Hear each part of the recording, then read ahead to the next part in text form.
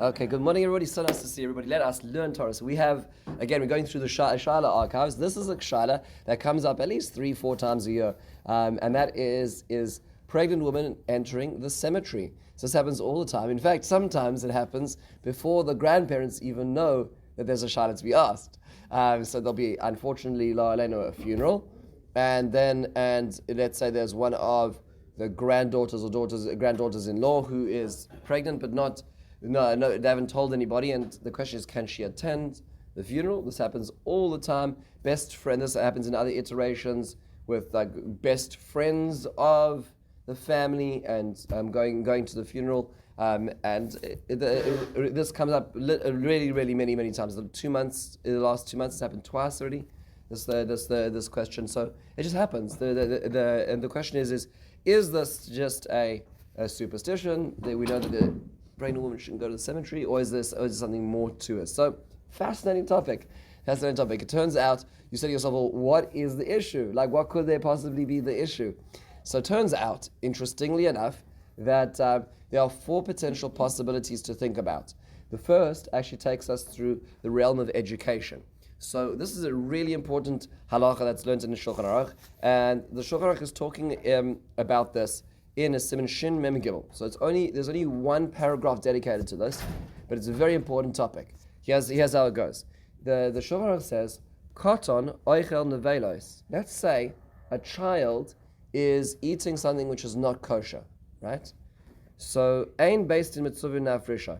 The community doesn't have the responsibility to stop that child eating something non-kosher, but aviv mitzvah ligarboy ulhafrisha mi'isor daraisa. But the parent has the responsibility, if we're talking about something which is treif from a Torah level, the parent has the responsibility to stop them doing that. They're not feeding them, but they're not allowed to allow them to even eat something which is treif. And then if it's something which is asr midrabanan, the parent is certainly not allowed to actively feed it to the child. But the implication is, but they don't have to interrupt the child if the child is already involved. That seems to be the framework, which is very fascinating. You can apply this to many different areas in halacha as well. Where this sometimes comes up, and people have to be careful about this, is, let's say the lights are on Shabbos. Sometimes people are trying to figure out how to resolve the issue. Some people just say, well, we'll ask the kid. That's not such a good idea. Educationally, it's horrible. Because what you're essentially saying is that Shabbos doesn't really matter. So you can't really actively tell a child to do something. But let's say the child's doing it already, right? Do you have to stop them? So that may depend on whether it's an Issa Doraisa or Dorabanan. That's what the Shulchan Aruch is telling us. Okay, so that's an educational piece to be aware of. Because sometimes the people say it's just a child, so what's the big deal? Now it turns out that the Magen Avraham, on his commentary on the Shulchan Aruch, says here just an interesting observation. He says it's true that let's say you have a child who's eating something which is asr midrabanan, so it's only a rabbinically prohibited, and technically speaking, you don't need to be mafresh. You don't need to, as a parent, don't need to stop them in this situation. He says, but there still is an impact of what's called timtum alev, which means that there's still a spiritual effect on the child. You may not halachically have to regulate them, but there is a spiritual impact to the child, so you have to consider that as well. This is an interesting observation where there may be situations which are technically speaking, there's no isser transgress, but there is a spiritual effect of that as well. So correct. So Moshe Rabbeinu with nursing is an example. Now, interesting. That was a unique situation as well, but that's an example of that. But there's other situations where one, let's say technically speaking, if one considers a situation and one had no way of knowing, as an example. So you hear all about these terrible situations where you have caterers or restaurants and these happen every few years, unfortunately, when there's not enough oversight in the kashrus industry, and things happen. Meat costs a lot of money, and they go to a non-Jewish vendor and they got treif meat, and so one of the biggest questions that's asked is not about the transgression that happens, so to speak, for the innocent people, but it's the timtum alev, right? It's the spiritual impact of such a thing. Now, the average consumer had no guilt. There's no guilt there, but there's impact. Yes, Eva. Sorry, Good question. So I'm just trying to think of examples for a moment.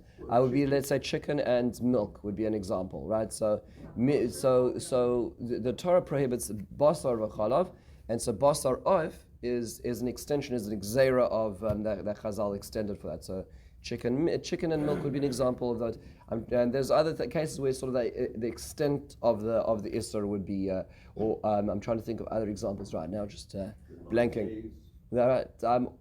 Yeah, that's would be less of an that's more of a practice than a prohibition. That's what's called the Isser Gavra, where there's a prohibition because of avelus on me, as opposed to actually the item itself, right? Where the item itself is a concern. So, anyways, that would be examples of that. So fascinating. So, I mean, so when the Rabbanon were gozer on this, that means so there's impact, there's import on that as well. Fascinating. Okay, so then at the end of the Magen Avraham, while he's on this topic, he says, wait a second. He says, let's talk about this observation. Now that we're on education and spiritual impacts of education, he says, what about, he quotes the Rokach, which is a spiritual Rishon, a very Kabbalistic Rishon, who talks about the situation of an Eshes Kohen, the wife of a Kohen who is pregnant, going to a cemetery. So that's the situation. So you can see sort of where the topic led us to. And he says, in that situation, she may enter a cemetery. Why? He says, because it's a sveka, which means to say it's two independent doubts which we can apply in the situation. Because first of all, we don't know if it's a boy or a girl. Now, technically speaking, what was that? You do a sonogram. Yeah, so this is a good reason not to find out gender before birth. Good job, good point, Dr. Heinigman. So if let's say one doesn't know it's a boy or a girl, a bas kohen does not have the prohibition of being matame, right? So that's the issur is on the men who are kohanim. That's suffix number one. And the other suffix he says is, and certainly in their days and even today, is you don't know if it's going to be a viable pregnancy necessarily. Right, so correct. So the Rokach says it's totally mutar. That's what he says. Now, so this brings us to issue number one, which what's the possible issue is tumah for a kohen. So this is a very limited scope of a concern if that's the case, right, Eva? Can we talk about Shaden? Yeah, we'll get there in a second. Hang on, we're not there yet. So at the beginning, right now, we're just talking about a kohen. So this is there's a lot of questions and observations to be made around this. Let's think about this for a second. So observation number one, which is worthwhile noting, is the Rokach concerned about tumah for a unborn fetus? So it's interesting. So you would say, of course, he says it's fine, right? But actually he doesn't say it's fine. What he's really saying is it's fine because it's a sveka. But if, let's say, like Dr. Honigman says, that a person, they do the 20-week sonogram and they find a mazel tov, it's a boy, then you no longer have the sveka as an example, so you'd say it is a problem. So meaning to say, what he's essentially saying is, it is a problem, but it's all right. Right? So we don't know for sure that anybody's a real Kohen. Okay, but today we treat the Kohanim like Kohanim, and so Kohanim treat they don't say, well, I'm going to go visit the cemetery because maybe I'm not a. But that's a suffix. Now there's no question. Yeah, no, that's not a suffix. It's not enough of a suffix. If there's no reusa in their heritage line, there's no complications. We assume that if we allow them to say Birkas Kohanim, Baracha, Birkas Hashem, we're using Hashem's name. So we certainly allow that. So we treat it in such a way. So point number one is it's interesting to note, and there are some points. There's a topic which is addressed by, interestingly enough, Dayan Yitzchak Weiss, the Minchas Yitzchak, where he talks about this in the 10th Chelek, the 10th volume of his Responsa in Responsa Membeis, where he talks about this, and he says, quoting this, that there was a posek who he calls Rav Azariah Yoshua, I'm not sure who that is, who says from here that what the Rokach is essentially saying is there is a concern, just there's a sveka to waive that concern. So he says, generally speaking, probably best to avoid. I mean, that's what he learns from this. Other people say, no, but this Rokach says it's all right. Right? So that's observation number one is the Rokach saying it's technically all right, but okay, in general there is a problem. The Magen Avraham asks a question of the Rokach. The Magen Avraham says that generally speaking, we have a notion what's called a davar balua. What's a davar balua? something which is completely ensconced in another item, right? So let's say I have a closed container, right? And I take that closed container into a place where there's tumah. That doesn't affect that which is inside because it's completely sealed. Kol asher yesh tamid pasil alav, right? Where the Torah says in the Parshas Chukas, which is like, let's say, completely enclosed. So a fetus is completely enclosed. There's no the baby's inside. If that's the case, says the Magen Avraham, even if there is tumah, but ultimately the fetus has no access to that tumah. If that's the case, then why are you even raising the possibility of a sveka, says the Magen Avraham? Because ultimately it is completely subsumed. The way that Dayan Weiss answers that is, he says that may be true when I'm dealing with, let's say, containers of two independent items. But here, what's the way that the Gemara refers to it is that ubar yerach imoy, which means to say that perhaps to translate that, one would say is that a fetus is an organ of the mother. If you think about this, and this is like sort of almost an identity issue, is sort of, there is a fetus and it's starting to be active and kick, but at the same time, it's essentially another organ of the mother's body, taking the nutrients, taking the energy of the carrying mother, which is a tremendous thing to think about, right? The sacrifice made by a mother during pregnancy. And that being the case, it's not we'll call it one entity subsumed in another entity. It is part of the mother. So if the mother is becoming tameh, then technically speaking, the baby, as a function, like the mother's hand would become tameh, so the baby, the fetus, would also become tameh, and therefore there is no, we'll call tuma balua. It's not like one, person, so speaking, like covered in a container. It's the same entity. That's the Magen observation. Another question which is also asked in this is asked by the Nesiv Chaim. He says the following. You know that famously, if you read Maseches Para, the Mishnah Maseches Para describes how they would prepare the Efer Para Aduma. So what they would do is they found a red heifer. If you're reading the news, just 2-3 weeks ago, there was another one that was found, and it's always, this comes up every few years. It's wonderful, and we should be able to use it soon. But so if you have the red heifer, so the red heifer was the only way. It's a chayk. Like, how does this work? The Torah tells us this works. This is not a logical piece of a part of the Torah. So Zois Chukas Torah tells us. You take the red heifer, you shecht it, you burn it up, you use its ashes, you mix it in mayim chayim, into this live water, so to speak, this clean water. That water is used to sprinkle on day 3 and day 7 on a person who engaged in the highest form of tumah, which is tumas mace. That's how it works.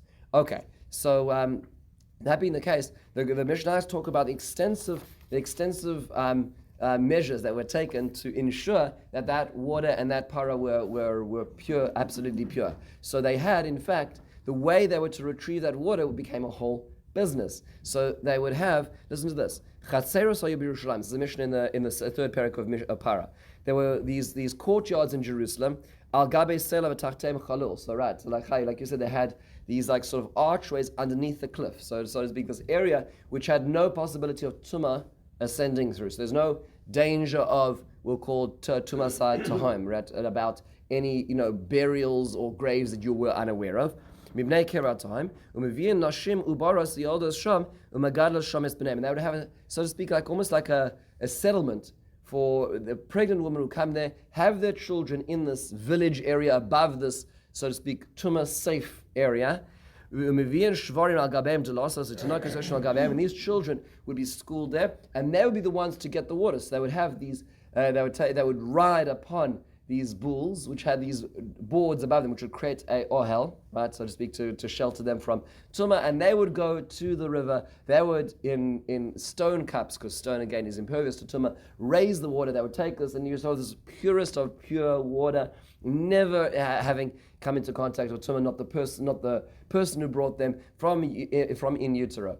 Which is fascinating, because what do you see from this Mishnah? When were these women, so to speak, when did they have the ability to apply to be part of this specific village area above the cliff village? Is when the Mishnah says when they were pregnant. But wait a second, when they're pregnant, that's too late according to this, because if you want to avoid tumah, but what happens if they visited a cemetery beforehand? Is the question, and if that's what you're trying to avoid, then it sounds like we're not concerned about impurity when it comes to pregnancy. We're only concerned once the baby is born. That's what it sounds like. So why is the Rokeach saying, well, we need a sake? No, it's not. The Mishnah is going to the nth degree of precautions to avoid this, and he says that it's fine for the applicants to have their children part of this or at the stage of pregnancy as well. Nachman, yes. Since if a baby passes within the first 30 days, it's considered a navel. Is someone, if a Kohen comes in contact with the baby that passes away after 15 days, is he Tomei or it's not? No. Up to 40 days. Up to 40 days, yeah. So what's the difference? No, technically, yeah, but so the Mishnah, perhaps if the Mishnah was concerned about this, the Mishnah sort of said, people who are, pregnant within 40 days, but like again, in those days, how did anybody specifically know? So there is a gap between, so to speak, everybody knowing and being a viable pregnancy as well. So that in that gap, are we concerned? The Mishnah doesn't sound like it's concerned. That's what it sounds like with this Mishnah. Eva? Don't be mad at me for asking Please. my question, but if there's a para aduma and it's such a rare thing and they found it, can't they just genetically clone one? Good question. I don't know. It's a very good question. I mean, cloning animals seem to have not been so successful. I mean, Dolly did not do so well after that experiment. So I mean, just saying. But yes, it would be interesting. They haven't been doing it so much recently. They've been growing with different organs, but they haven't actually a full animal. There's genetic concerns. That's what it seems to be. It was a big deal about 15 years ago, right, when they were starting to do this. But then it didn't seem to map out. But that would be interesting. I think we first need the Beis HaMikdash to use it before we get to the next stage. Yeah. Oh, I don't know how many years it was, but if you can imagine, if you have the ash and the water, it probably takes quite a while to do it. So it wasn't. I don't remember what the Mishnah says. How long the tenure was. Harry? We only did 7 paras. Yeah, very very infrequently. So I mean, it's really a very long lasting thing. Baruch Hashem. And again, how the spiritual mechanics of it is somewhat. This is where Shlomo Melech says, I don't understand this, how this all works, and that the fact that the person metaher is tamei. Very interesting to Erin Halacha. But nonetheless, you see from here, it doesn't seem like that pregnancy is an issue. So then in answering the Nesiv Chaim, the Minchas Yitzchak says, no. It's not really such a good question on the Zorakach, because in the end of the day, like the applicants to this, the kind of women who say, I want my child to be involved in gathering the water for the Partim, which is a big schus, because you can imagine it's pretty infrequent. And this is going to now essentially be the gateway for all people who come in contact. Anybody goes to a funeral has to now go through this process of Tara. If you want your child, your unborn child, to be part of it, if you even think of applying for that, you're not going to the cemetery. Meaning to say, that type of parent is going to be very careful about where she goes. So the Mishnah is saying is she's not going to just be visiting cemeteries, because she's already subscribing to such a we'll call it narrow, so to speak, upbringing for this child, at least in the first years, to have the schus of that. So that's Nesiv Chaim. So just fascinating. So we'll call it area in halacha number 1, which might be of a concern, is when it comes to a kohen, the potential birth of a kohen. Is that a concern? And there's a few observations in the Sorokach or the Sekseka, and if one avoids one's Seikos, is there such a concern? That's number 1. The question number 2 is, like you were saying, Eva, which is Ruach Ra, which is completely a separate thing. This area is very limited to a Kohen family. What about now if you're in a non-Kohen family? So the rest of the regular proletariats, right? Like myself. So what happens in such a situation? So it's interesting that the Vilna God wrote a letter to his family at a certain point. He was trying to travel to Eretz Yisrael. He didn't manage to get there. He wrote a letter back to his family and certain practices that he was begging them to adhere to, and there's some very extreme things in there. If you ever read the Igeres Agra, so it's very serious ideas and regulations. But he makes the following observation. I'll quote you the exact words. He says, "V'tishamer shelo telech lebeis hakfaras klal v'klal." He says you should try to avoid cemeteries. He's not talking to women. He's talking to everybody, right? Just in general, it's not a good idea to go to cemeteries in general. And in parentheses, it says.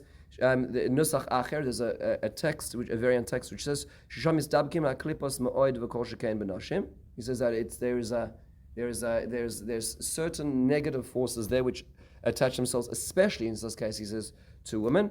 V'kol atzaros v'avanos ba'im mizeh, and it leads to to sin because there are some spiritual forces which attach themselves to a person. In fact, this is not invented by the Vilna Gaon. The Gemara in Brachos on Daf Nun Aleph and Aleph tells us, and this is a very strange statement, but Rabbi Yeshua ben Levi says so.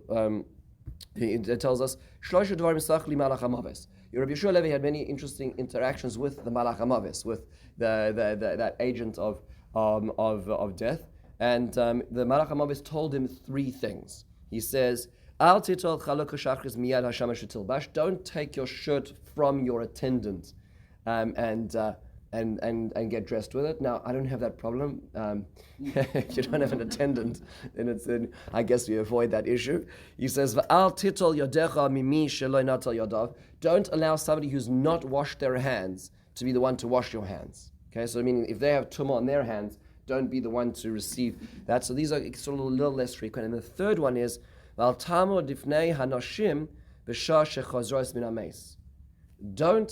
so to speak, stand in front of a woman who's just left the cemetery or just left a levaya. Who says why? She says, why? I am in that vicinity. Interesting, right? And I can create harm at such time. That's what the Malach HaMaves says. Now, you'll notice that is not standard practice, meaning to say that we don't see that codified in halacha, but we do see it in the realm of pregnancy. That's where we are concerned, which is interestingly enough. Meaning to say, the Gemara is saying it in general, right? But we say, well, the place where we're going to be concerned about this is a woman in the state of pregnancy. We're concerned about those negative forces. In fact, interestingly enough, the Ma'aril says, and this is the source of a practice that we all do, is that when we leave the cemetery, what do? We wash our hands because we have now entered into a state of impurity, right? And there are forces that are there, so we wash our hands as we leave, being in the immediate vicinity of the grave. So what was that? And we don't hand. Right, there's a lot of practices surrounding this. Where this come from? The Ma'aril. The Ma'aril talks about this 800 years ago, and this is the practice. So there is something about cemeteries being a place which is of unnecessary tumah. So that being the case, perhaps this concern is expressed in those who are most spiritually sensitive, right? And when is the most spiritual sensitive time in life? Is the earlier on, right? In the same way that when let's say you're building a house, when is the most sensitive time for mistakes? Not when you're choosing the doorknobs, but when you're making the blueprints, right? So meaning to say, like, let's say the contractor puts on the doorknobs wrong. Okay, so he was like he did his thing. So you fix the doorknobs. But if, let's say, the architect made a mistake in the blueprint, you're going to have real problems fixing that later on, right?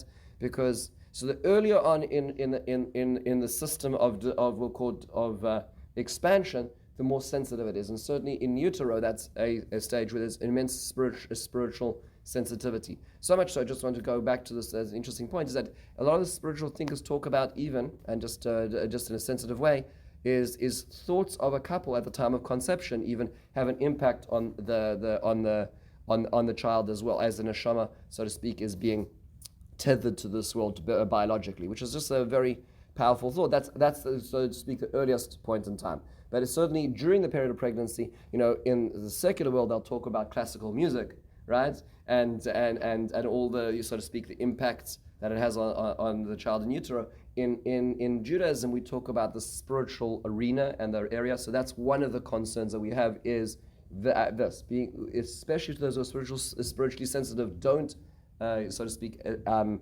expose a child to that. Yes, Nachman. In utero, also, isn't there an angel that accompanies the baby throughout? So maybe that leads to extra carefulness on the part of Could be. I've never heard in that from that perspective. That's fascinating in terms of that accompanying angel. I don't know how the two interact in that respect, but it does sound like that we want to, if for a regular person, interaction with tumah in the same way as, like, let's say the Tim Tumah Lev situation, right? So let's say I eat something which I was not good, even though I'm not to blame for it, right? It has a spiritual effect. And what does that spiritual effect mean? That spiritual effect will express itself in perhaps a lack of spiritual sensitivity, a slip up in the way that I act because I'm no longer, I've damaged my, so to speak, my senses, or my sensors are damaged. I'm a little less spiritually conscious. So one wants to avoid that with a child as the spiritual makeup is developing, to have any So anything which is attached to it, especially at that early stage. That's another possibility as well. And if that's the case, then one could imagine exceptions being, well, if a woman is not with, let's say, if a woman does not enter the area of the graves, as an example, or is not within 4 amos of the mace, or in a way that's more distant from it as well. The third area, which is fascinating, and this is talked about in the Chuvas Vayivarech David, Rav Harfanis has a very, very interesting observation where he says perhaps there's another element to this, and that is ayin hara, which is that it's a blessing to have children. It's a tremendous blessing, and there are many people who struggle with this in this area. It's a silent struggle. So if a woman is visibly pregnant, as an example, and she's going to a large crowded thing, and everybody's like, oh, so nice, right?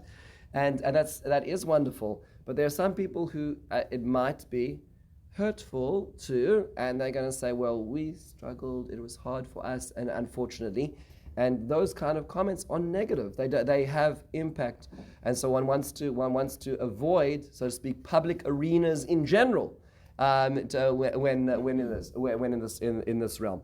Now, this is something we're not used to at all, because we're in a society which is very, so to speak, information transparent, where everything is very clear all the time.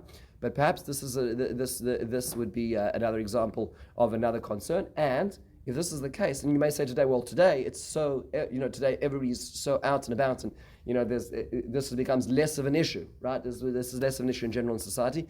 But he does point out that certainly if a woman is therefore is not within the issues in the first trimester, this isn't even a concern then, of course, right? Because nobody's aware, right? So it's not obvious. So therefore, there's this concern. If this were to be the concern, there would be no concern, certainly in early stages of pregnancy, which is sometimes when the question is asked, because there's a concern about, am I allowed to do this, and nobody knows yet. The fourth area, which makes a lot of sense, is discussed also in the Vayivarech David, and that is the area of emotional distress. So usually these questions are asked about somebody who's particularly close to a person who's niftar. It's not usually like a friend's friend's friend, right? Because in that case, just don't go, right? It's usually I'm the granddaughter or the granddaughter-in-law or the great-granddaughter of somebody who the family is very close to. And assuming that's the case, and you're going to go to a place where there's going to be emotional distress, maybe this is just simply a health advisory, which is don't go to a time where you could go into emotional distress, which could have health impacts on the child, on the fetus which is in utero. That would be another possibility. And that being the case, says the Vayivarech David, there would be a great difference between, let's say, going on a unveiling, like a Hakomas Matzeva, or a yard site, when that's not an emotionally charged experience, different to, let's say, when it's a funeral, where that's very, very much a heavy time, where there's a lot of crying usually and pain. So that would be another aspect of this as well. So these are perhaps 4 of the different areas that are touched upon.